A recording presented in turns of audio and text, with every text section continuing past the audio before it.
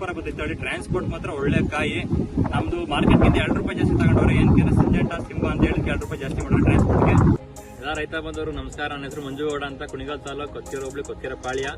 Syngenta Simba 30 ಕುಂಟೆಗೆ ಹಾಕಿದೆ. ತಳಿ ಬೀಜ 18 ರಿಂದ 20 ಟನ್ ಬರುತ್ತೆ.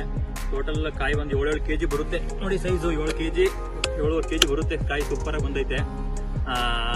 ಇನ್ನೊಂದು 2 ಎಕರೆಗೆ ಹಾಕ್ಬೇಕು ಅಂತ ಅನ್ಕೊಂಡಿದೀನಿ. ಟೋಟಲ್ ಒಂದು 3 ಲಕ್ಷ ದುಡ್ಡಾಗುತ್ತೆ.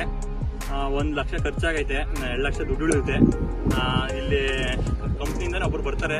ನಮ್ಮ ಕಡೆಗೆ ವಿಷ್ಣು ಅಂದ್ರೆ ಒಬ್ರು ಬಂದಿದ್ರು. ಬಾರ್ ಏನೇನು ಕೆಮಿಕಲ್ ಹೊಡಿಬೇಕು, ಏನೇನು ಕೆಮಿಕಲ್ ಹೊಡಿಬೇಕು ಚೆನ್ನಾಗಿ ಹೇಳಿದ್ರು.